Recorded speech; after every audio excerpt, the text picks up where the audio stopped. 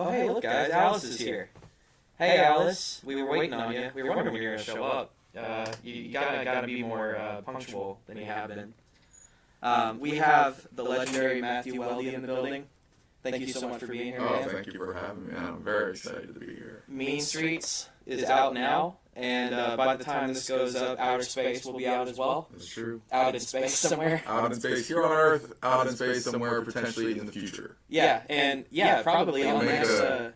We'll get in touch with Elon and we'll fire one out there into the cosmos as a little time capsule.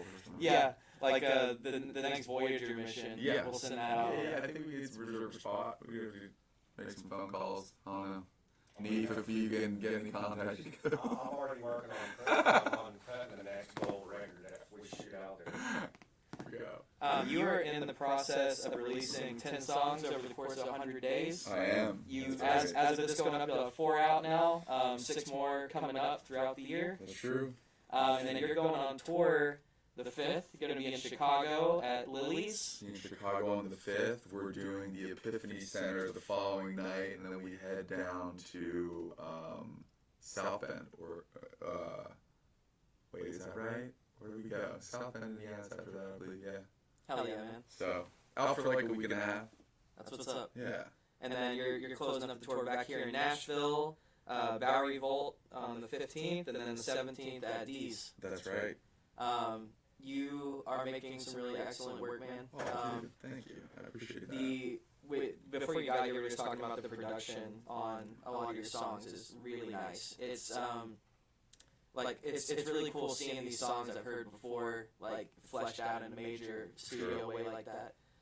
Where did you record them? I did them at Bomb Shelter with Drew Carroll, and he engineered the whole thing. Incredible dude. Andrea, who kind of is the main dude, owner of the studio, he mastered it, and then the production too, I had a ton of help from Ethan Ballinger, who's the guitar player in the band. He's a great sort of production mind. He's a guitar player for Miranda Lambert. We played last night at 5 Spot, actually. Hell yeah. And he just had a ton of great ideas, production stuff that really, made it what it is. So. Yeah, it's a very full sound. Like there's a lot going on, a lot of moving pieces to it. For sure. Is all of that finished already, or kind of work in progress? That's all done. So everything is mastered. I mean, my master plan, speaking of, is like get these 10 songs out by the end of August, and then I have another thing in the can with. Have you ever been to the Santa's Ice Cold Pickers thing? So they do this thing on Sundays. My like buddy Santa's Cart. Pub? Yeah, it's at Santa's Pub, and it's like the double wide trailer that does karaoke. Off Craighead. That's right, right by the soccer stadium or whatever. That's right. Very familiar with Santa's. I just don't know about this. So they're always karaoke, I guess, except for 7 to 9. Oh, okay. On Sundays, and it's so fucking great, dude. Like. The band there is like, it switches up. Oftentimes it's like Mike Daly's been Hank Jr.'s band leader for 17 years. I actually saw him at D's last week. His son Steve plays. I mean, there's a lot of really great musicians that play over there. But it's literally 2 hours, and I'd been going over there enough to kind of like get to know those guys, and then just got them in the studio. I was like, sweet, you guys play together every week. You're already badass without me. Maybe I can bring some songs, and we just did like a little 3-song EP. That's what's up. So that's in the can. I'm trying to release that in October, and then I did a record with my friend Heather Gillis, who just left for tour today with S.G. Goodman. I don't know if you know that stuff. Oh my God, you're gonna love that stuff, bro. I'm so stoked you don't know that. I wish for a moment I could be you and hear it for the first time. Is that Heather that played bass for you? Heather, yeah, Heather Gillis. She's playing bass for S.G. Goodman. Okay. Who's fucking one? I think she's from Kentucky, maybe. SG is. She's an awesome songwriter, and they're opening for like Isbell and the 400 unit and stuff like that. Jason Isbell, I don't know if you know that dude, writer. I've been sleeping apparently. Oh no, dude, this is all like. Well, this is more this is more like Americana world stuff too.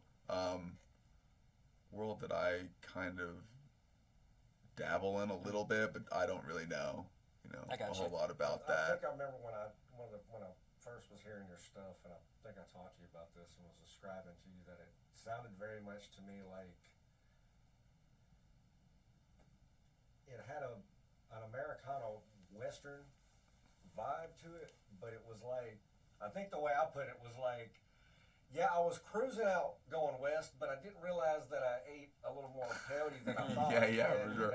We didn't really go exactly the Western way, For sure. but it had that nice, that very grounded, I guess. For sure. As far out as a lot of the stuff gets, which is, That's cool to hear, man. Yeah, I like I've gotten some of that feedback before in terms of like sort of like a Southwest vibe, desert, open sort of, shit like that. I spent a little time out that way. It's pretty out there, but yeah, I don't know where I was. No, you're good. I don't know if I've ever asked you before. Where did you grow up? I grew up outside of Philadelphia. Oh, okay. And well, I was born in New York. I'm basically like tri-state area, Philly, Yeah. Jersey, New York. My folks are in Jersey now. Me too. They are? Well, Poconos, like right Okay, outside yeah, Jersey. Of course. I saw, dude, that was like the first real rock and roll show I saw was Roger Waters sort of in the Poconos. wow. Wow, man. Montage Mountain, I was like 12, dude. It was so sick, Damn. man. Like, had to take a bus up there. It was like a birthday present from like my mom. So like me, my cousin who was my same age, we were probably 12, and my uncle, my aunt, my mom, we all went up there.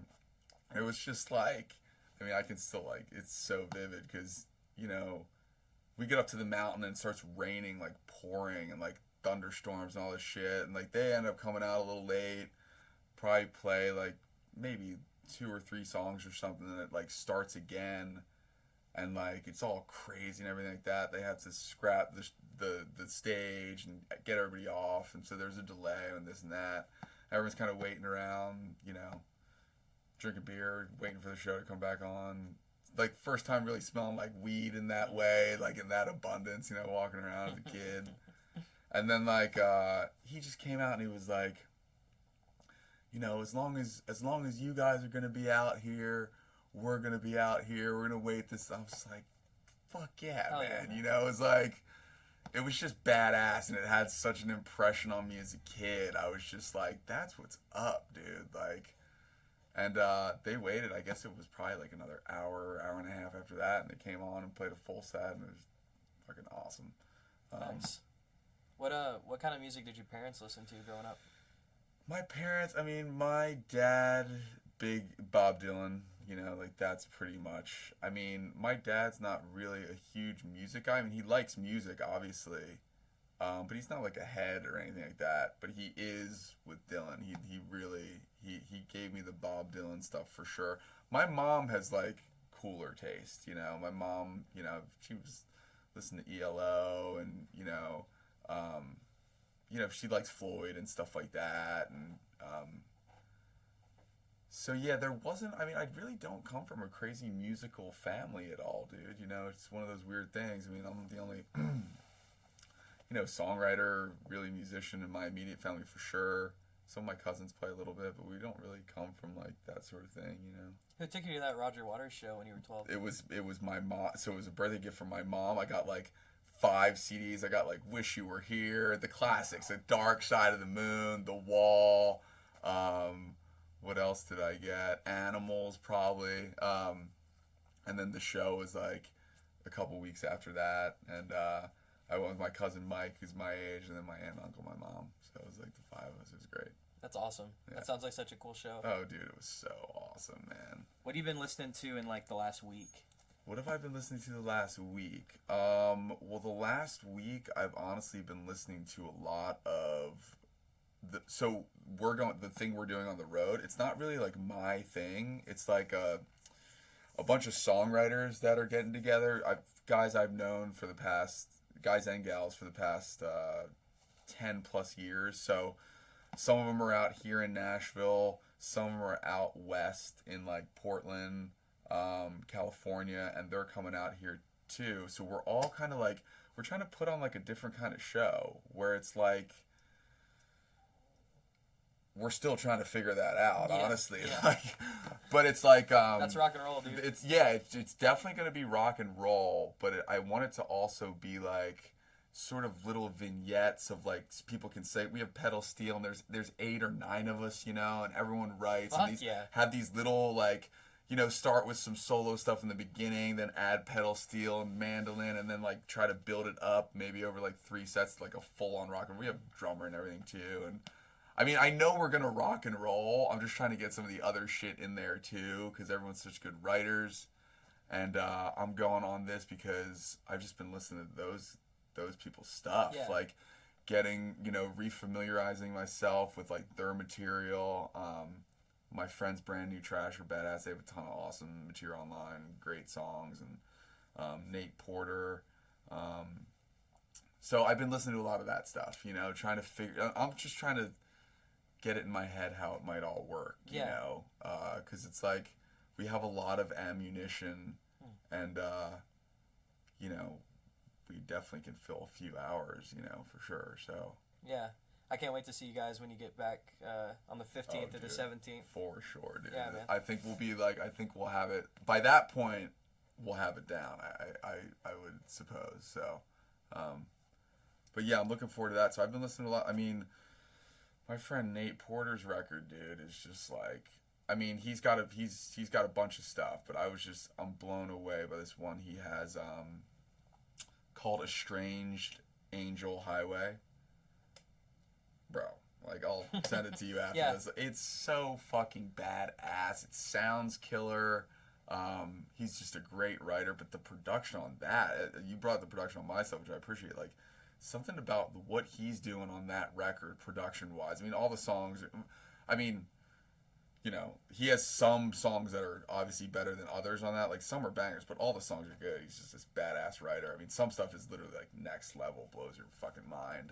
So I'm excited to play some of that. Like, it's because it's cool to listen to, like, your friends make these records and then be like, sweet, I get to fucking play guitar in this band for this run. Like, or kind of, or whatever it is, it'll be a conglomeration of...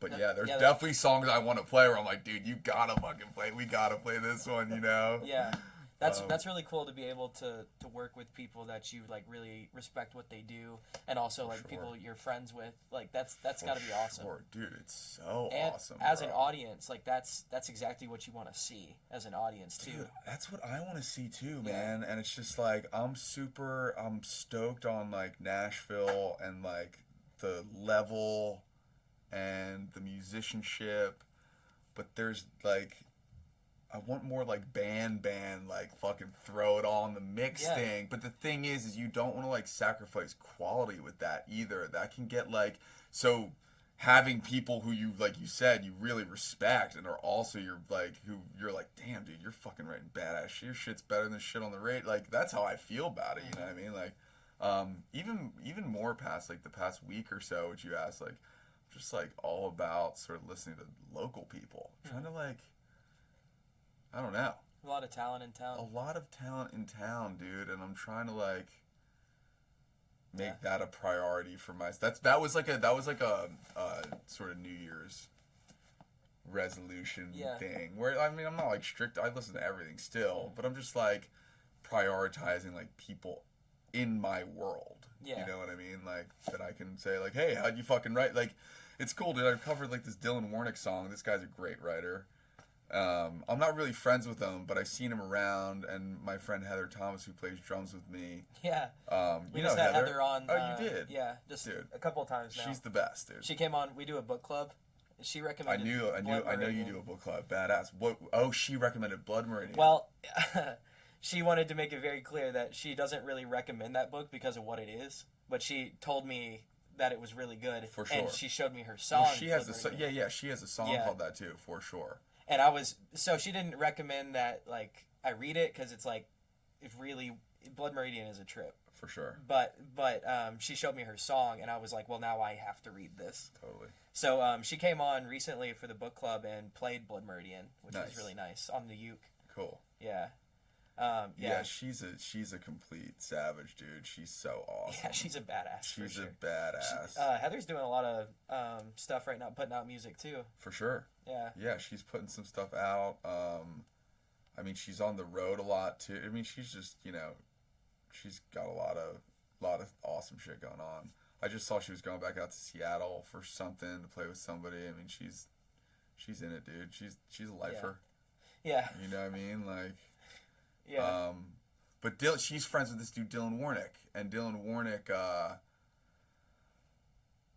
has this song "Soon as They Let Me Out of Jail," which I've been covering, and it was funny because like just being around town, it's badass because like we played up at D's with this sort of family band thing that I've been pulling together a little bit, and we're trying to cover local artists, so it's like, oh, cool. Yeah, like I mean, not That's exclusively, but like if we do a cover, yeah, we're good. Like that's one of the fucking rules of our shit. I love when bands when you'll see a set where it's like bands are playing each other's songs. Dude, that's always like so fucking cool. You used to see that a lot back in the like the hardcore and punk days.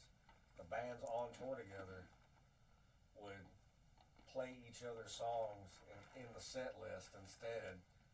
Sometimes like a guitar player would hop up or the other singer would sing it with them. For sure.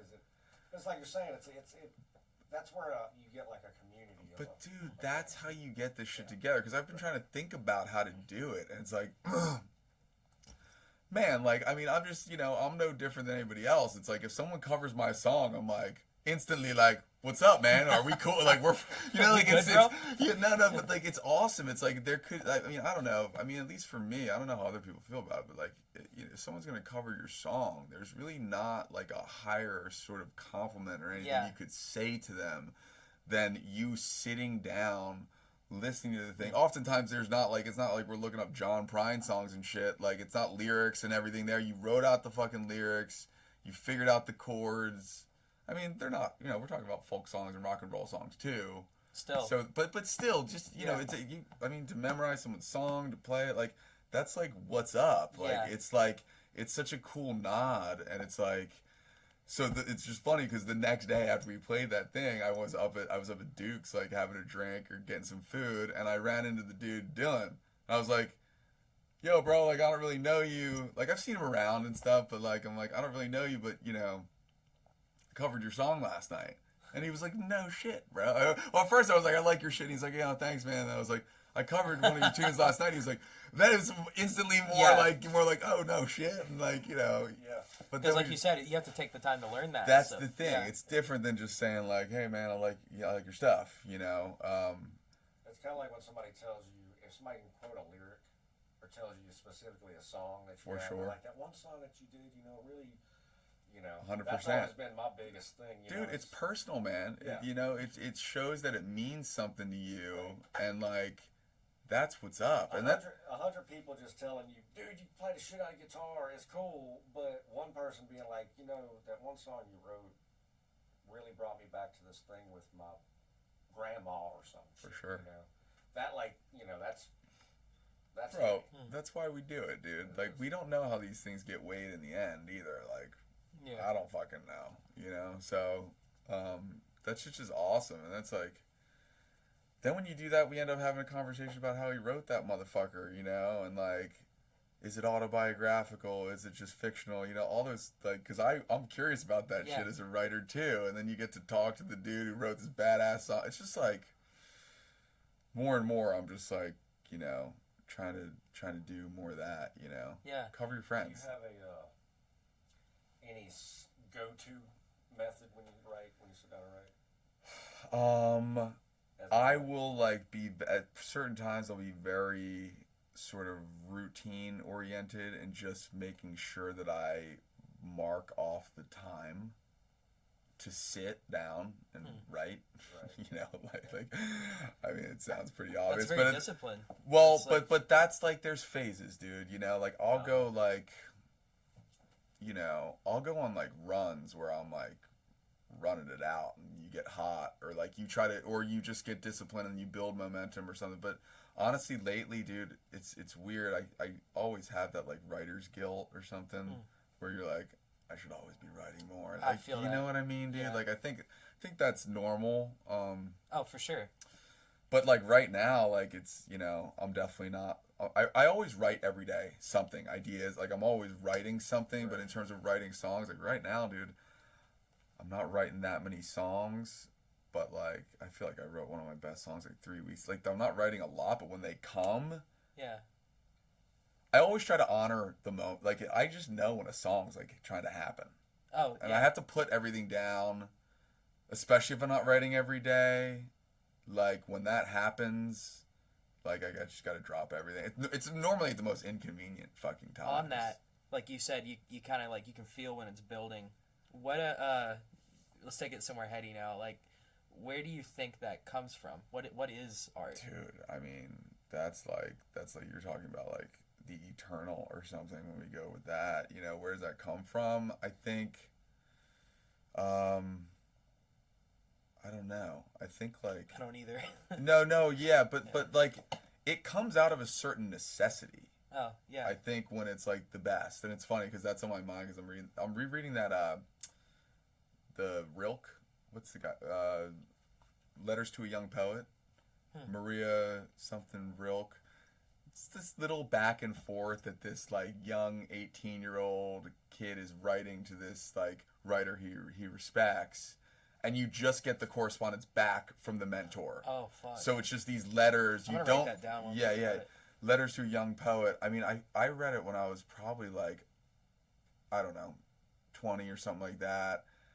And now it's just different reading it like on the other side because it's like I'm older, like I'm closer in age to the mentor. So I'm like identifying more with like I'm like probably when I was younger I just kind of took, I don't know how I took it honestly, but you know, a certain reverence in a good way. I mean, I still like revere the writer. I mean, this dude is writing like on such a high level, but just the ideas, I'm like, now I feel like I'm like, oh, I get that. Like I'm familiar with that. Like I've had that, and he's right about that. You know, and basically he's talking about the best art coming from like necessity. You know what I mean? Which I don't know how it becomes necessary. I don't know if you find a high purpose or if it's something natural in you or, you know, like. I think there's definitely, I can relate to that where I don't make music, but I write poetry, and I'm working on a novel right now, and it is necessary for me, like you're saying. Like, it's not always, I don't know, it's not always necessarily even fun. Dude, like, I don't think it should always be fun. Like, I think it should be, I think your, like, work like that, what you're saying, should be, like, it should be fun at times, and it should be a fucking headache and a fucking terrible mountain you gotta climb, but, like, I mean, do you write every day? No. So how do you know? So, it's usually, I'm very not disciplined with it.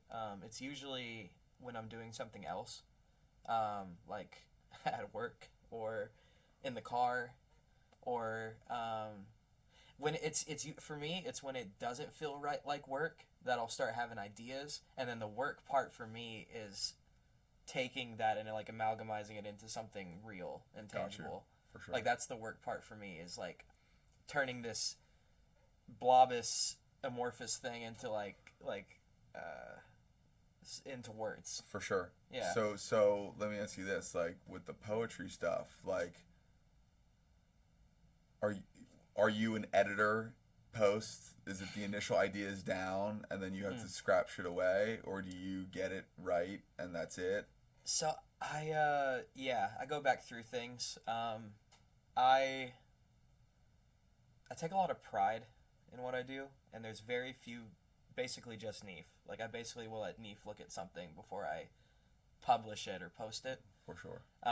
Because I really respect him as a writer as well, and there's not a lot of people like.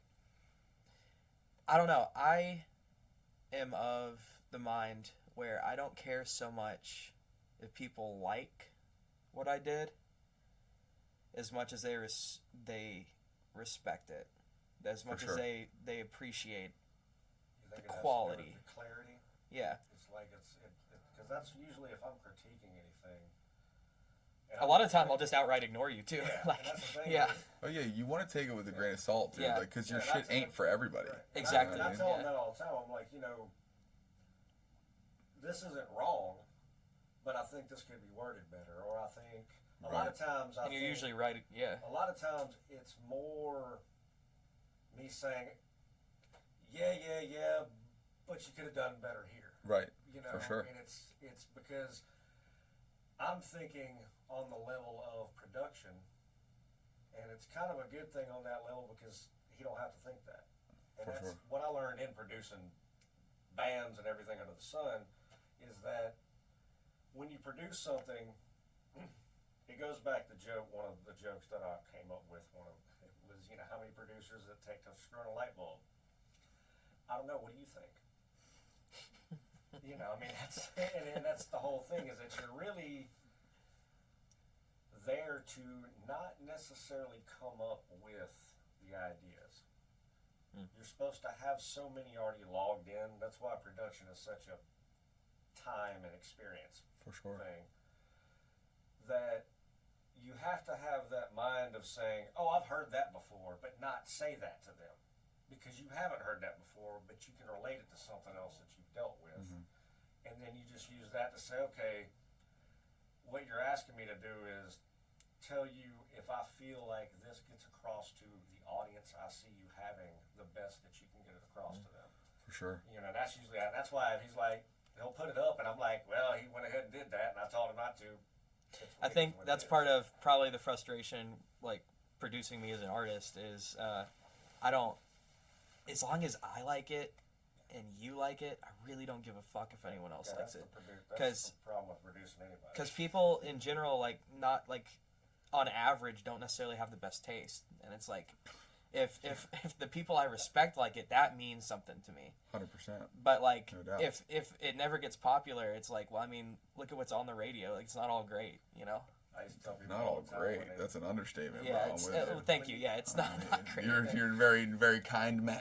Yeah. That compliment, people are like, dude, man, why aren't you famous? It's like, Why because I aren't you make on the good radio?" shit. And I'm like, and I tell them, like, you heard what's on the radio? Yeah. Oh, it's a fucking nightmare, dude. I don't play that shit. Yeah. No, I thought about it the other day, people would always ask, what kind of music you listen to, and all kind of jokes on that. I'd be like, well, good music or this or that. And I thought about it, and I said, I think now I'm just going to tell people honest music. I was reading the Elvin Jones quote, and that's what he says, it don't matter the genre. You're going to like it if it's honest. And I think 100%. I completely agree with that. that pulls back to you, Matthew. Like, you're a very honest artist. Like, you're vulnerable, man. Like, seeing you play is it's a treat. It's Thank you, man. It's raw. Appreciate that. I don't think we have enough vulnerability. Well, they're not, like, vulnerability, raw, though. Like, I don't want it all packaged like, I want it organized, but not, like, clean and neat. Yeah. That's the fall problem. where it's supposed to fit. Right? Like, it should be, like, conceptualized and organized, but it shouldn't be, like, tied up with the fucking bow. Squared off. You know what I mean? Yeah. It's like, squared off. Or like, so often music sounds like it's like sort of like sanded down. It's homogenized. It's like they just put a bunch of sandpaper on it and rounded out all the fucking edges. Yeah. It's fucking boring as fuck. I was talking about that. People would go out to LA and get that Velveeta coating on their. Yeah. And I'd be like, Oh, super cheese? Yeah, I'd be like, great songs, but just. I know. And I always relate it back to blues in the 70s when they started miking the drums too much. Bro, they're miking drums too much now. They Yeah. never stop miking drums too much. And I'm like, did you guys listen to all the badass 50s and 60s records you Right. loved? You can't hear a kick drum for days. Yeah. It's not even that. Like, Yeah. it might as well not even be there. Like, Right. it's so bizarre. In Motown, they would have everybody in the building stomp with the beat to get a low end. Because you just don't pick up low end. That's badass. That's the a lot thing. of that. But, dude, that's That's neat. That's the thing, though, is like,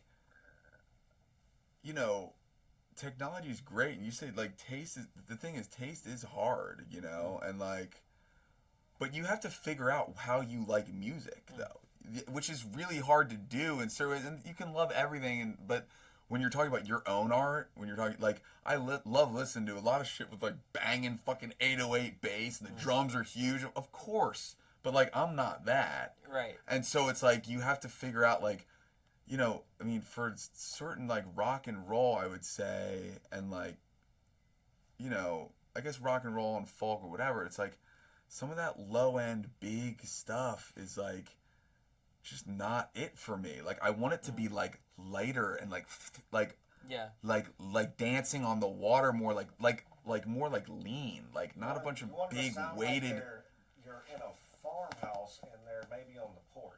Exactly, dude. Like you're listening from. Well, that's Tom Waits thing too, where he's like, music always sounds better coming from the neighbor's house. You know what I mean? So it's true, dude. That's you're like funny. you're out on your porch, and you're like, damn, I fucking love that song, dude. You know? That's funny. I've been on a Tom Waits kick lately. He introduced me to him, and I've been running with it. Real Gone. What's he building bro. in there?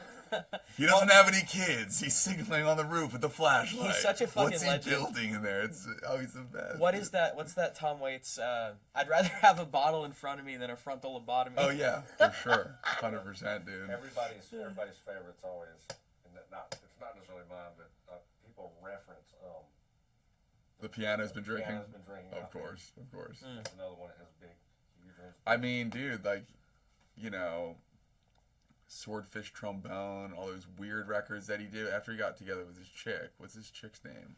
I can't remember, but she does. I feel like she's the secret sauce for him going into like weirder art territory, but I don't really know that. Well, you know what? I think there might be something to that, but I think that might have to do with stability. Because Yeah, if I okay. remember correctly, his wife is. I could be wrong, but his wife is a.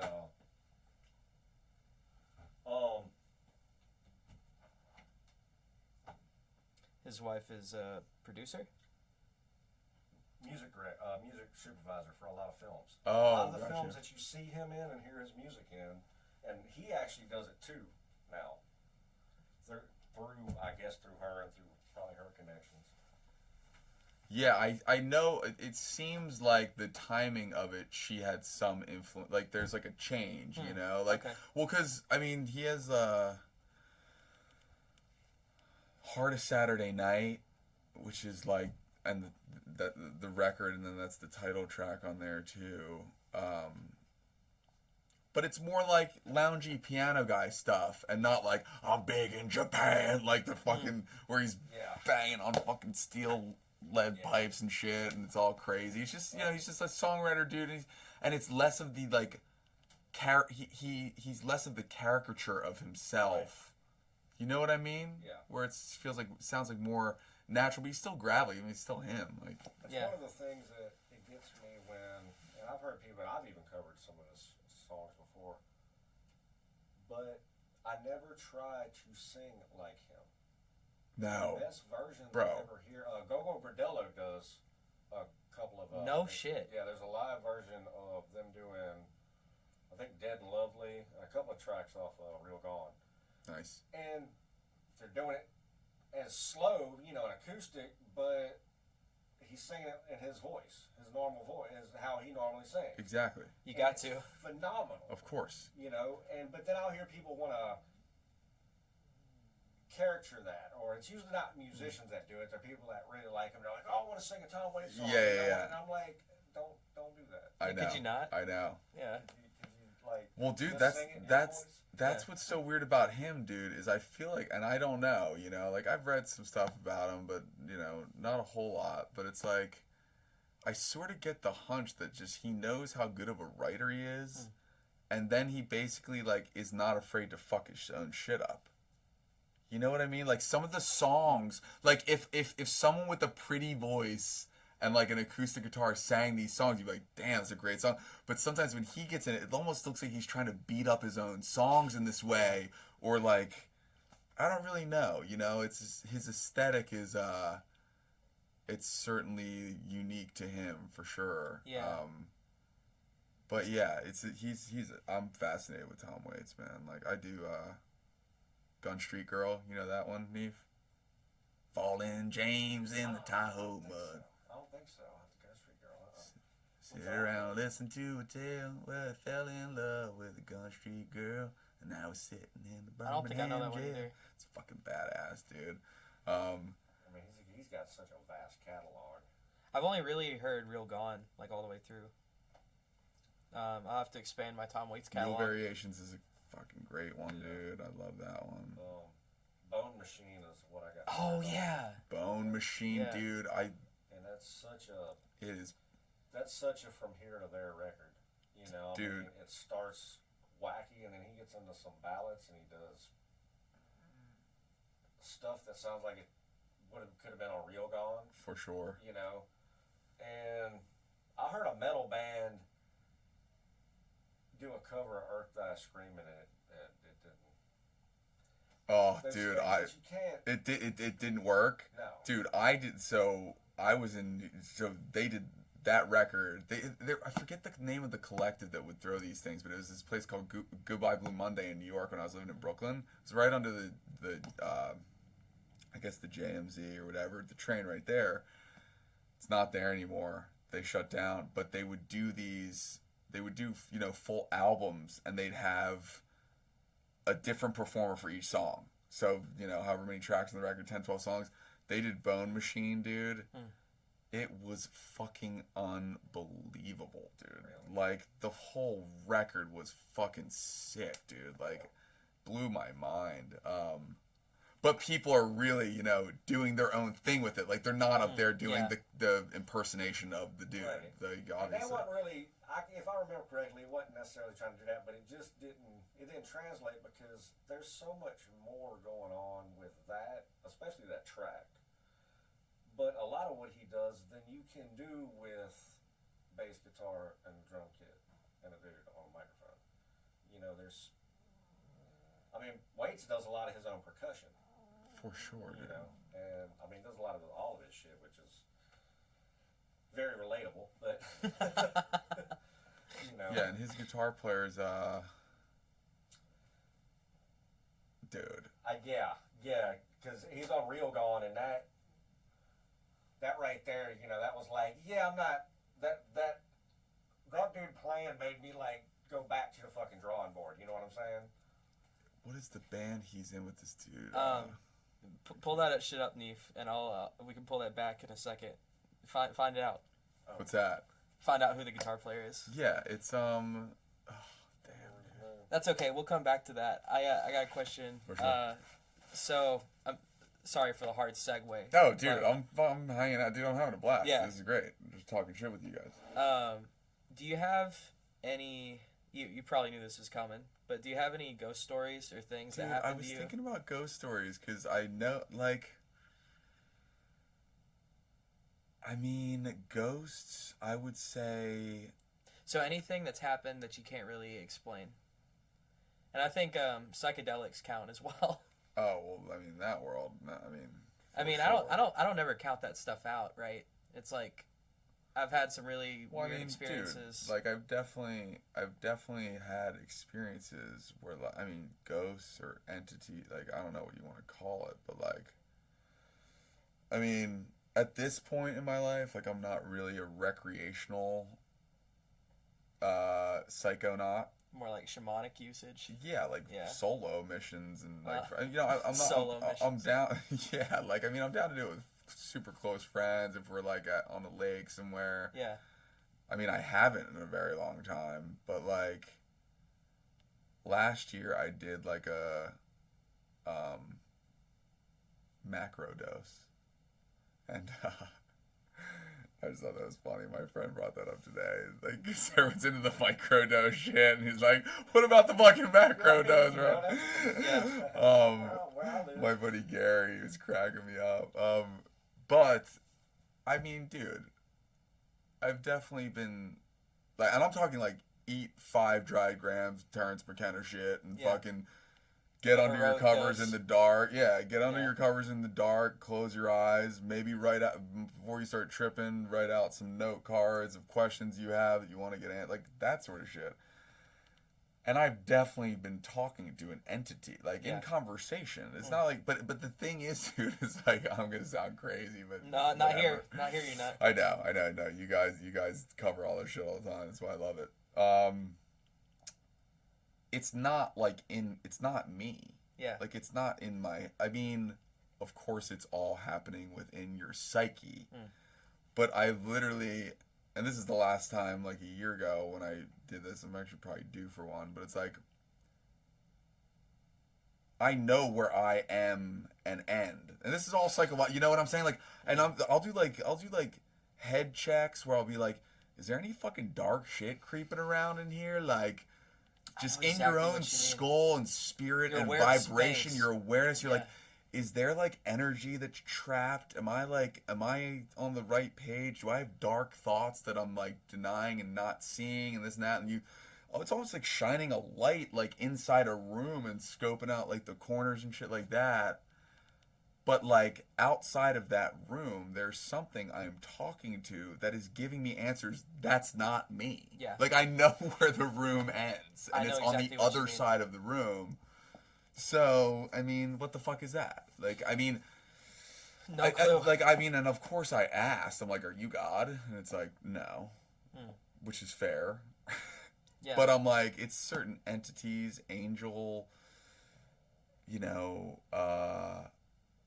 I don't know what it is exactly, dude. Like, have you had experiences like that? Oh yeah, I know exactly what you mean. You know exactly what I mean. Yeah. So did you ask what that is, or are you just in awe? See, that's the thing too. Sometimes you're just in a state of awe where you're just like, can't even. I think don't even think to ask that sort of shit. There have definitely been cases where I have and I haven't. What was the answer you got when you had? Have you ever done DMT? I have. Okay, best answer I have is one time when I did DMT, I had this experience where I was shown, and you'll probably know what I mean by like I wasn't told, I was shown that, and again this is a drug experience so I don't know what to make of it exactly, but I was shown that there is just one consciousness, and that is me, that is you, that is Neef, that is ants and blades of grass, living through all these different perspectives. And so it is me and it's not me, it's all one. I think Neef's so tired of hearing me talk about this, but I think John Lennon said it best: I am he as you are he, as you are me, and we are all together. And that's I don't know that that's true, but I feel it. I feel that that's true. And the thing about it, when I had that experience, it was very uncomfortable because we're not supposed to remember that. The whole reason we're here is to forget that we're alone, and to have this conversation with ourselves. The whole reason is to forget that we're alone? How do you mean that? What do you mean? like God, so I was shown that it's just me, and it's like if you imagine a creator, God, consciousness thing, and there's nothing else, that's so profoundly lonely. Like, it's such a deep loneliness that is inhuman. You can't even, unless you're there, you can't really. Damn, dude, I don't even know if I've ever had that idea. That's a ridiculous idea. Like, I just mean that God's lonely. I mean, that's like a ridiculously profound idea. I think that's where creation starts. No, dude, that's a good one, dude. I think that's what's going on. Crazy. I like to think, so like, we'll talk afterlife now. I think, so I'm not afraid of death, but I am afraid of me not existing. And I've had enough experiences at this point that I don't think we stop existing after this. I don't think that either. I think that existence continues after death. And I think what happens is a myriad of different options. Yeah, dude, I'm also not sold that like it's the same for everyone. Exactly. Yes. This is a huge logic misstep that people There's not one answer. They don't even like that. I mean, I've discovered that, so I've been in that camp too before, where all of a sudden you start to realize, well, actually, like, you know, heaven or hell, like, or like different lives, or sheer blackness for eternity. Like maybe it's different for everyone. Yeah. Like I do not have the experience that I think the quality of the soul is the same. Yeah. I agree. However, there are people on this planet that are advanced in ways that other people are not. That's that's obvious. It's fact. Just to not be willing to admit that or blind yourself to observing that is to me it's childish. Yeah. You know what I'm saying? It's we it's cool.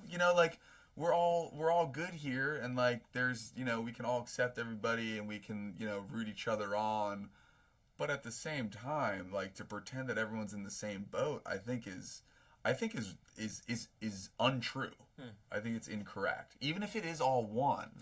You know what I'm saying? Yes. That's what's weird is even if it's something as simple as your biology or your experiences that you have. For sure. There's definitely different levels of consciousness. I definitely became more alive after expanding my consciousness. For sure. There's we like to think of life as right now AI is a huge thing coming around, and it's is AI alive? Well, maybe it's not yes or no. Maybe life is a scale, and it's I think I have become more alive than I used to be. You know what I mean? I've become more alive. When you expand your mind with drugs or experiences, I think you can go from being an ant to ants are alive, so is God, and it's everything in between is alive. For so sure. I think maybe even AI is alive in a way, and we're trying to put it in a box of on or off. Is it alive or not? Mm-hmm. And it's it's somewhere in the middle. Somewhere in the middle. Do you think it's coming alive? Yeah, I do. I think I got some out there ideas about AI. I think this thing I explained about we're all one consciousness. God is just alone, and so he creates reality so he can go down and pretend that he play with himself. And bro, I've had similar ideas. It wasn't. I'm with you though. I've had similar ideas about that. The lonely thing just blew my fucking mind. Yeah. Well, rather than being because of a desire for more love or something. Yeah. Oh, but I guess that's maybe that's the loneliness. Same thing. Yeah. No, it's a great idea. Where were you going? Sorry. No, you're totally fine. I think what's gonna happen is, I really believe this, that we're going to merge with AI, with technology.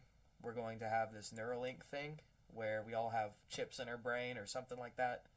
And what's going to happen then is next time you and I have a conversation, we're going to have this entire conversation in a millisecond, and then 1,000 more conversations over a minute. And then we're going to resolve all of our differences to the point where we not only don't disagree about anything, but we're the same person. So we become this hive mind, this collective consciousness that doesn't disagree about anything, even who you are as a person. And then at that point, we go, fuck, I miss being an individual. So then we upload ourselves into some kind of matrix where we can pretend we're not the same person anymore. So this is a what big... is that, singularity? Yes. Is that you're talking about? Yeah, singularity. Right, okay. So Kurzweil basically, and all that. Yeah. So you have a source consciousness, creates reality as a division. Mm-hmm. Technology progresses, it comes back together, and then that separates again, and then it comes back together. And so the question at that point is, how many times have we done this already? 100%. Oh, that's a great question. Let me ask you this though. So when you're talking about are you talking about in your whatever, I guess you call it worldview or something? Something like that. Yeah, is God separate from the creation as well, and also in it? Yeah, I think also separate though. is that even possible? You know what I'm saying? Like, Okay, so do you know what I mean though? I do. Because this is a thing where I'm like, I'm I curious do. to hear what you have to say about that. I do. I think I do get what you're saying. I think if you have something infinite, like, we can't, as people, we have a hard time grasping the idea of infinite. We're not It's good with it. illusory. People, well, because Yeah. everyone's first thing is who's God's dad, Yeah. and then you're like, but you're in the framework again. You're Right. in the framework of it being a created being. Yeah. This is like a supernatural, uncreated being. Yeah. That you're conceptualizing. So if we have something that's infinite, and it cuts itself, like, it takes a piece of itself and puts it in me and puts it in you. You cannot divide infinity. So what happens is now you just have two infinities. So you can't take a piece of something that's infinite because it's infinite. So it's like now all you've done is made multiples of it. But it is still also existing outside of Yes. the physical thing. That's what you're asking. Yes. That's what I'm asking. Like, because Yes. that's the whole thing. That's like, I believe in that. the whole thing is like, if there is a start date to the universe or whatever, if you want to go with the 14, or I mean, actually, it's way, is it 14.6 billion or some shit? I don't know what they're talking about with that stuff. That all gets a little crazy for me too. It sounds a little ridiculous I'm not sure to make those kind of claims, but either way, going with that, it's like, if there's a start to it, that means that this is finite, but it was made by an eternal thing. Yeah. Do you know what I'm saying? Yes, I do. Like, the starting point, like, if it wasn't, if it's old ancient argument against there was not crusades, but there was a mission way back in the day, in the ancient days of, I think it was based around Christianity, but it was basically people preaching to non-believers saying, how can you not believe in nothing because something had to start it? well, I mean, dude, Even if there was that, a Big Bang, something had to Big Bang. no, well, that's the whole, like, scientist, like, give me one miracle and I'll explain the rest. Right. And it's like, dude, well, it's like, who's God's dad? But for me, it's like, well, who did the Big Bang? Like, Yeah. what do you guys, we can't, like, no one's getting anywhere here, like, you know what I mean? Like, it's God like, Big Banged your mom, dude. God Big Banged your mom. Big Bang Mom. Yeah, I mean, yeah, that's a Yeah. fun one to throw around. And it's like, but the starting date and the expanding of it means that it was like, I don't know. It's hard for me to know what to believe, honestly. But like, along those arguments, and again, what you're saying, like, dude, that's what I'm on for sure. Like, logically, and I used to get into all those, like, I used to love Hitchens, bro. Christopher Hitchens. Yeah. The four horsemen of The Four atheism, Horsemen, which were dude, like, yeah. Harris, Denning, Dawkins, Hitchens, and those guys, right? So those guys, I was like living in New York. I was like, these guys are fucking crushing out here, bro. Yeah. They're fucking chopping everyone's Yeah. fucking legs off. Like, I mean, dude, I still love Hitchens though, bro. I think Hitchens, his rhetoric is just like ridiculous. Speaking of rhetoric, yeah. that's your part of your, like, his. But his whole thing is like, his rhetoric is unbelievable. In the Four Like, Horsemen, he has a thing about rhetoric where he says, I actually love having this conversation. He's like, I don't want it to ever resolve where we figure it out. right? Because he's right. like, I think the debate is a beautiful thing 100%. itself. Well, that's like the point of, it's like the dance or some Yeah, shit like that. yeah. You know, like just fumbling around, somebody throwing something back and forth just to chew on and stuff like that. I think it was Dawkins that was like, in the Four Horsemen. It's so good if you haven't seen it, Alice. The four famous atheists get together and like. Dude, I don't even think I've seen that though. Oh really? No, Oh, they're just called that. I didn't thought realize they were that. just called that. Oh, and dude. There's a documentary or something like that. No, it's like a roundtable Okay, podcast. got format. you. I think I've seen clips from it, because usually that kind of stuff I just catch clips now. Yeah. Yeah. Oh yeah, they did a I don't three. have the patience anymore for that, Alice. They did a long form discussion where they had like gin and scotch and like they're just getting deep into What's this up? shit. And Hitchens was definitely drinking a scotch for sure. Yeah. Dude. He's a fucking booze hound, bro. yeah, and I think it was Dawkins that was talking about he can't wait for this to be behind us because the world can, or it might have been Harris, that like now the world can progress and move forward, And I'm pretty sure it was Hitchens that was like, I don't want that. He's like, I love having this conversation. For sure.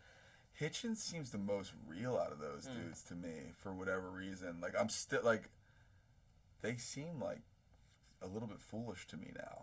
Yeah.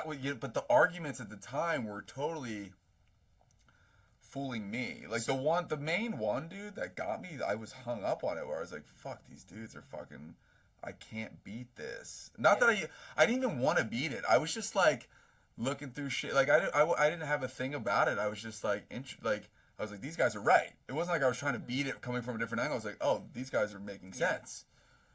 But, you know, that more people, the more bloodshed's been spilled over, you know, religion than any other thing, which is a fact. Oh, yeah. But it's also, like, once I realized, because that's the most important, highest spiritual yearning of people. I mean, if it wasn't that, it would be the next highest idea. Like, the idea, that's where I'm getting tripped up, too. Like, the atheist, you know, that vibe, for some reason, is still, like, holding the intellectual high ground. Yeah. And I'm just like, how? So that doesn't make any sense to me, though, bro. I think that started up again because what had actually happened in the past 20 to 30 years, you had a lot of scientists stepping away from atheism when more quantum physics started getting studied and people started actually taking meditation and prayer and blessings and these acts. For sure. And studying them under a quantum and seeing changes, seeing what we actually can prove as mind over matter. That's what quantum physics says.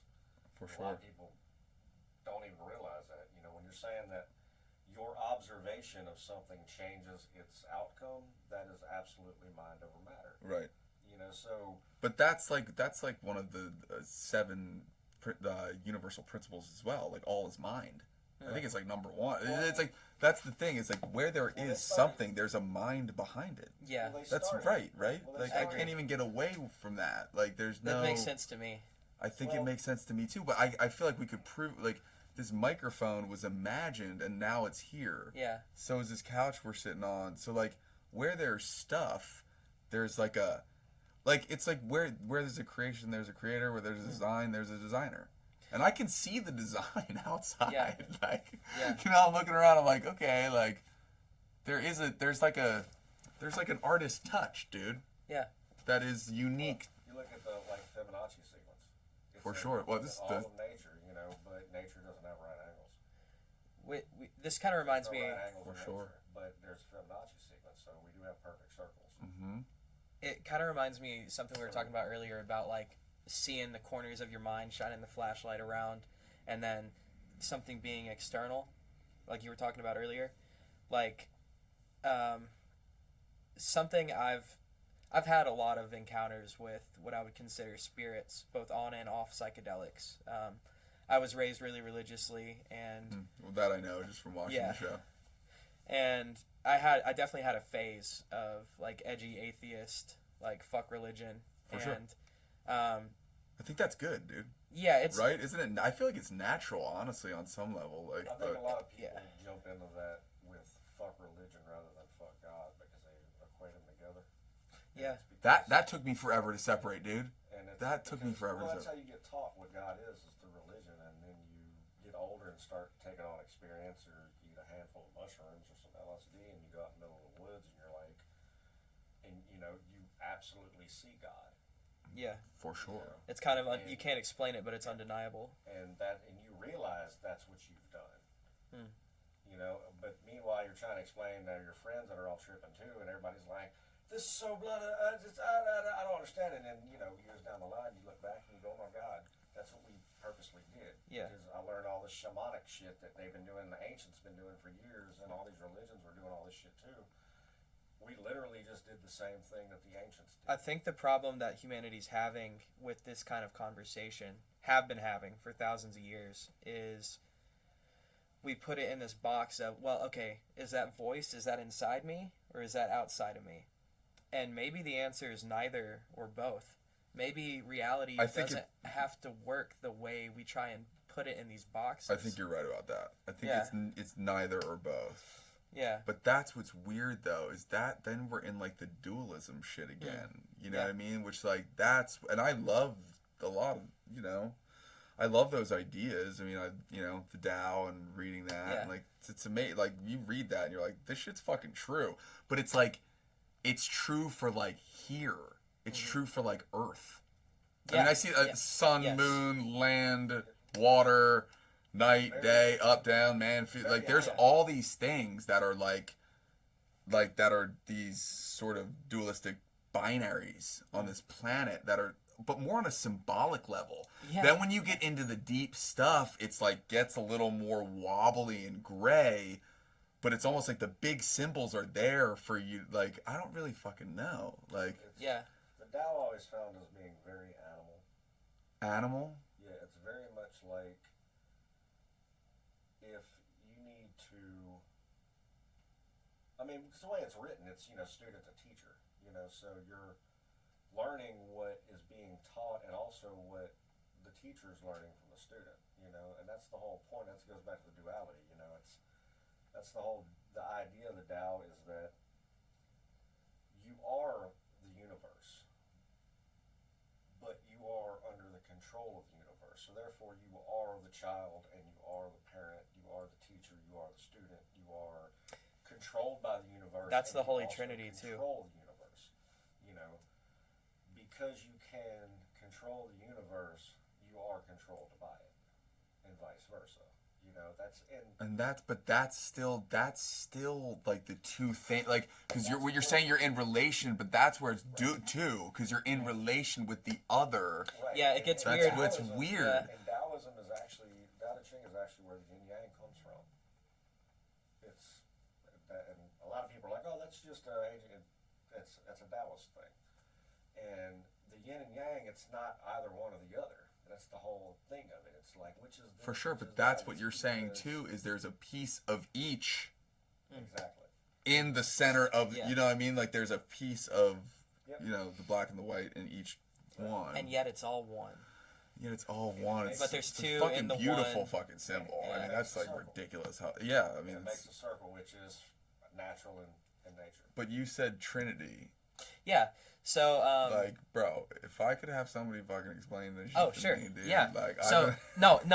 Christians need this explained to them because a lot of the Christians that believe in the Holy Trinity don't understand the Trinity. It's really simple. This is what Jesus was talking about.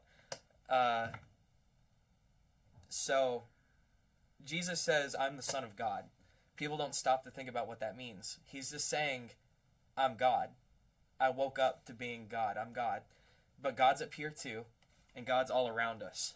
So you have one God split into three: the self, the higher self, and Earth, and the universe. But what about Holy Spirit? Isn't that the The Holy Spirit, I think, is like Isn't that the one though? Like, is the Earth part of that Trinity? so. Okay. yeah. If So you say like Father and Son, the Father above, Father, the Son, below, Holy Ghost is is like reality, teacher, yada, yada. Holy Ghost is reality. Yeah. Interesting. Okay. And so or everything else besides the self and if the you higher. look at it like the yin and yang, Understood. the yin and yang is two, but they make the third, the circle. We just had a band Yeah, on yeah. called Maiden, Mother, For Crone, sure. which is like its own kind of Holy Trinity: the Maiden, the Mother, and the Crone. Shout out to Maiden, Mother, Crone. They have an album. It'll be out when this is up.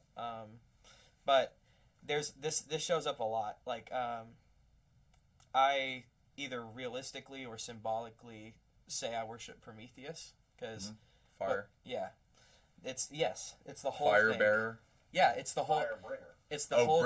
fire bringer. Yeah, not bearer. Yeah, you're right. You're right. Like what Neef was talking about with the Tao Te Ching, it's like you have the person who brings the knowledge, you have the person who receives the knowledge, and you have the knowledge itself. So I worship all three. The handing down of knowledge. And that is a collaborative thing because I can say from personal experience, I'm sure Neef can relate strongly. His kid talking to Coda is like, you will learn. If you're paying attention, you will learn things from children, like young children, from babies. You can learn so much just from observing. Like, he has the most out there crazy ideas that, like, I would never be able to come up with. For sure. And it's like, that is it is cyclical. We are all, if your mind is open, you can learn from any experience. And that's... And children are Yeah. so cotton-headed that it's just a wide open receptor. Well, no, it's just flying in. they're you know? closer to they're closer to the thing that we're talking. Like Yeah. they're newer. Like They just they're got here. not as they just got here and they're not as we didn't fuck them all up yet, you know, and like Well, put them in all school that- for fucking 8 hours. Young kids Institutionalize sitting them. there just like all that I want to run around. Yeah, all that gray matter isn't filled up with nonsense. To Yeah, develop yeah. the core, No, for sure, you know? dude. And that's what I mean. That's what I read years ago about LSD. When it enters your brain, 1% of what you take hits the center cortex and starts your reaction. That's why I always call it, alkaloids like mushrooms. It gives you the animal fever. That center cortex in your brain is what fires the fuck off, and that's where all your instincts are. That's your basis life. Everything outside that is all the bullshit, all the socially constructed memory, yada yada, that causes people to have quote unquote mental illness or trauma or this or that. But animals, that's what I say on the tundra. I'm sure you've probably heard reference to that on the show often. Talk about tundra laws. People aren't. Nobody was depressed on the tundra because you didn't have time. No, dude. You had to run elk down. Bro, I mean, Everybody had anxiety. It was called, I yeah, don't no, want to get eaten by that fucking lion. 100%. Or fuck, I'm hungry. Yeah. Here Exactly, comes a dude. storm.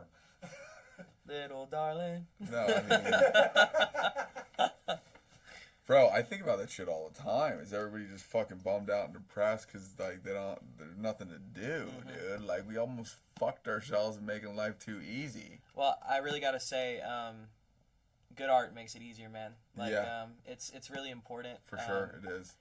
What you do is really important, man. It especially how vulnerable and realistic and raw it is. Fuck yeah, well, thanks, bro. Of course, it's like just speaking personally, like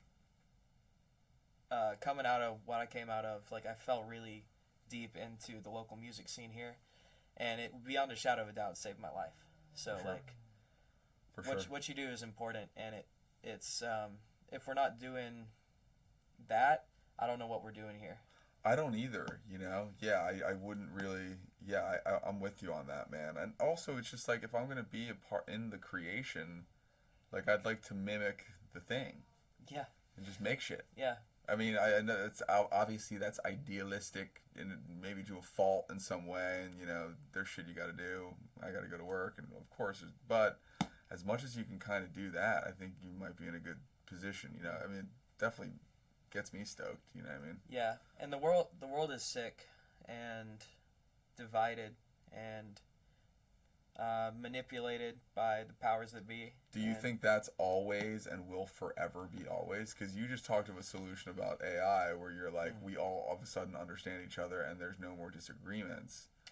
But no more disagreement. See, I feel like there's a difference between, because I like where you're going as a hypothetical theory, but if they're like, I think understanding and not having any disagreements are two different things. Oh, sure. You know what I'm saying? So Yeah. it's like, I think that in like if there was such thing as a utopia or something, or like a more perfect world, I think it would have a lot of disagreements. Oh, but dude, I think totally there, agree. you know what? Okay, yeah, Yeah. got you. I just didn't want to miss it because then I'm just like, that sounds No, it doesn't a little sound- crazy. It doesn't sound based good. on what I think that's where what we're I headed. was here. But it's almost like an apocalypse. Like we're all gonna reach a hive mind consciousness, and that's gonna unanimously not be a good thing. See, I want to be that dude who's like the natural dude with his You know, crew in the woods. Maybe it'll only And then be like, the- but the problem with that dude is that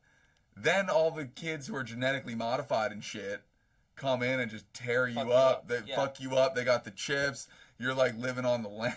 They're coming, I mean, sweep possibly. out the fucking half a I day. mean, possibly, or they come out and get sick before they get to you. Yeah, because or their right, systems can't or handle real sunlight. dude, you might be right. And if there's a sort of like, if it got to that, maybe there's like some sort of crazy ass protection in the future that you don't know about that you'll have by making certain choices you made. I don't know how it all works. Fuck. I'm not getting chipped though, bro. Like, Yeah. like I'm good. Yeah, whether they give him cocaine. No, well, it's this is years and years ago. This guy took hundreds and hundreds of rats. Yeah, what is this, dude? Oh yeah, Was yeah. it rats or mice? I think it might have been mice. I know what you're talking He about. set up this giant structure for them For sure. and made it utopian, where they didn't have to hunt or search for food. Everything was provided for them. They went nuts. A lot of them died. The males stopped having sex. They stopped reproducing. The females started attacking the males. The males went dormant and started not being aggressive at all. And went basically like... That doesn't sound familiar. Oh my, gee, man. Yeah. God, how long ago was that, bro? You said rats it was? Not Human beings. Yeah. So it went extinct. It literally went extinct on its own. Bro, I Died mean, off. that, see, I would be more like, I'd be more akin to like that possible future. I mean, I think there's a number of possible futures, you know? But again, dude, like, that's the thing too, is like, you should be fighting for the future. You should be, there's a fight. So you should take part in the thing. Or I totally even agree. if, dudes, Yeah. there's people that don't even, like, I've been one of those people who was unaware that I was even in a battle.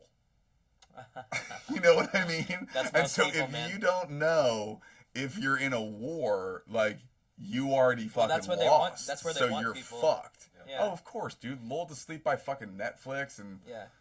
it's, I mean, all that shit, dude. Like, I- terrible pop radio and Yeah. bad fake food from fake restaurants. It's I'm totally gnarly, with you that bro. like the reality I'm describing is not a good one. right. And I unfortunately I'm not optimistic about the future. See, I'm still trying to stay on the hope train. I'm trying to be hyper realistic, but be on the hope train.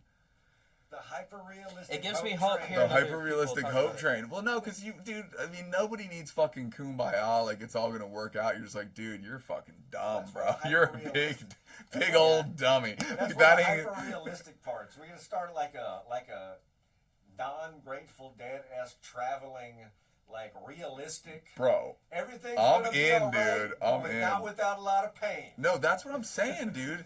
Yeah, like giving people the real. Well, it's like Bob Dylan's like that. We brought like I came up with that shit. Like, Notorious B.I.G. is like that in a way where they're not even making like a moral judgment code. I mean, if you really look into it, you can figure like I read about certainly Bob Dylan, not as much Notorious B.I.G. but he's just telling you what the streets are. When He's I not die, even fuck like, it, I want to go to hell because I'm a piece of shit. It ain't hard to fucking tell. bro, that shit is like, again, like my favorite shit from like those sorts of is when they're not like, no one's telling you like, hey, like, do good or do bad. Like, they're just like, here's what it is. And you can make up your own mind about it, but they're not sugarcoat. It's like more of a tough love That's situation, fine. you know. Like Bob Dylan ain't the Grateful Dead. Yeah. So, but I mean, they're in similar. They cross over somehow in certain places, but Bob Dylan's fucking telling you what it is, and he's almost like, talk about like outside of your own creation. He's sort of like creating these things and not almost identifying with Disassociating it. with it. Songs, Disassociating with it, exactly. Yeah. I mean, his Which is relationship. interesting Dylan's way a to. very interesting. Which is an card. interesting. His relationship songs are some of the most like brutally like, it ain't me, babe. I mean, what the hell, dude? It's Bro. like go away. Opens the track with "Go away from my window." It's not like I'm at your window, baby, or he's like, go. I ain't no. And Bro. then you're like, oh, is this one of those self-deprecating? And he's still not. He's no, I'm not self-deprecating. You want somebody that I don't want to fucking be, and I'm just telling you that's Bro, what the fuck idiot it is. wind. Just telling you what time it Idiot is. wind. You know, even when he's talking shit on like friends and other people, like even not like intimate romantic relationships, you know, it's like, I don't know what it's like. I can tell you're unsatisfied with your position and your place. Don't you understand? That's not my problem. it's like, what do you? It's just like, but you know, it's like, but there's not really any like. It's not that there's like an emotion. Like that's what I'm saying. It's he's such a weird dude. I love that guy so much, but it's like. He's almost like like he's straight with it, like he's emotionless with it. It's not like, look, man, like he's not even saying I wouldn't want to help you out. Like he's not really mad about it. It's just like it's not my fuck. Just look at what it is. Like why can't you tell what it is? Like you're there, I'm over here. Like what does that have to do with me? Like, that's the art I really like. Is like I ain't sugarcoating it. I'm telling you, dude. Look at it, bro. I think that is way more of the nearer future. I mean, what we're talking about, I feel like, I mean, it could be sooner than we all think too. But I think like the next 5, 10, 20 years is going to be a lot more of that. A lot more tough love. I think there's just going to be a natural reaction from like the way that things are rolling, and not in a bad way, in a loving way. Like I'm not trying to say that like.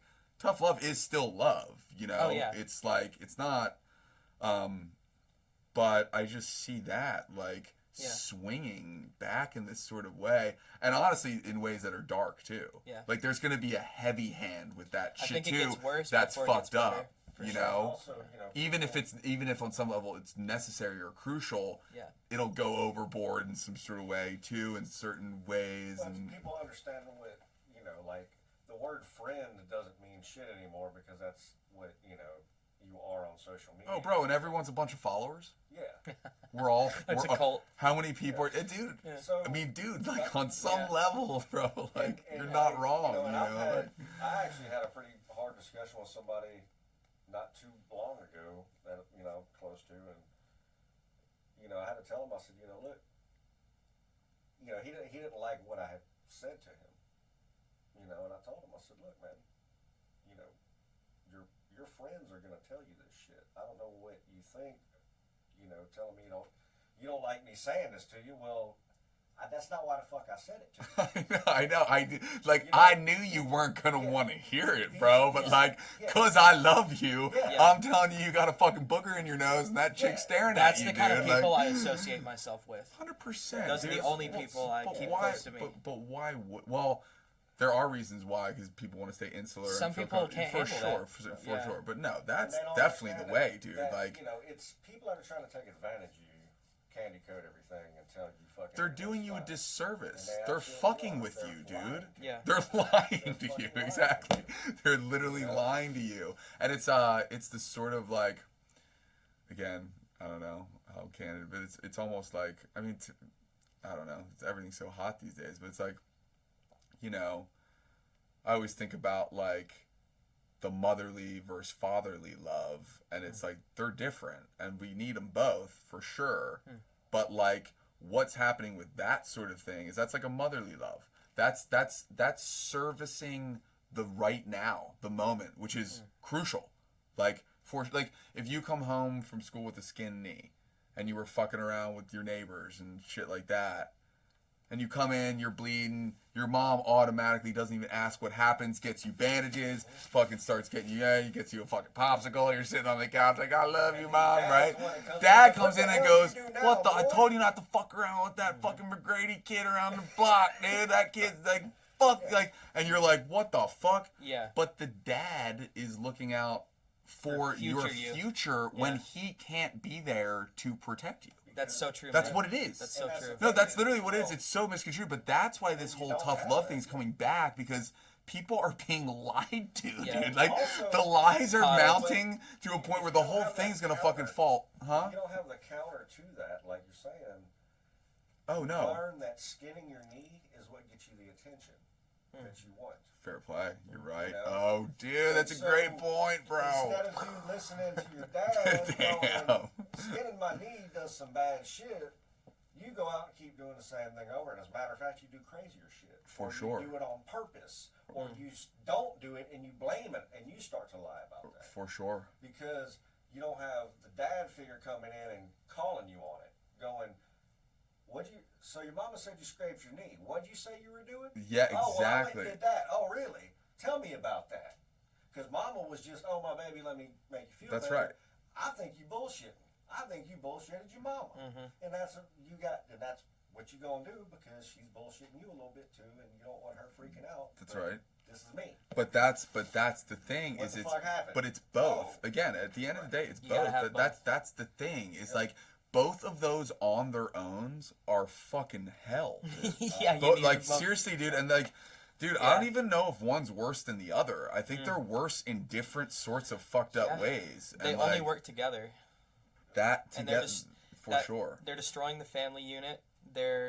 And by they I mean the powers that be, the government. That's been a campaign for decades, Yeah. baby. Decades. They got that way started early, man. If there's one thing I know, it's that we have the numbers if we can get together, and they're terrified of that, so they divide us on gender, race, religion, Oh, yeah, it's nonsense. politics. Oh, bro, but you know when that started, bro. Since the fucking beginning of time, for sure. Since Oak. Yeah, that's it. Yeah, exactly. No. That's Blamed it on Earth. no, that's no, but I mean, like recently, dude. Like, Yeah.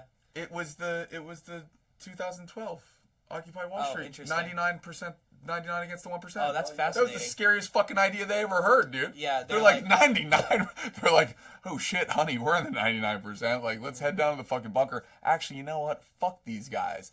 We can fucking psychologically manipulate them and do, sort of psychological warfare to the point where we can convince them Bro. to fuck each other up. You're right. And we can just sit over here as the 1%. Dude, you That never is hear where that it's- idea anymore. That idea was the biggest fucking thing in 2012, and now it's gone, dude. Now it's like, there's a black guy, there's an Asian guy. Like, shouldn't you guys be bickering or Yeah. something? It's like, dude, Fight each what other. are you talking about? Fight Like, each other instead of fighting us. Instead dude, of shaking it's hands. it's a distraction. It's to Yeah. Mm-hmm. get you off the scent, dude. That's 100%. Like, That's- I mean, and again, it's yeah. ancient, but I just noticed the thing with that I specifically. didn't think about that. Dude. You're right. It is Occupy Wall Street, because you know what they did? They went, oh no, it's not the 1%. It's Jewish people.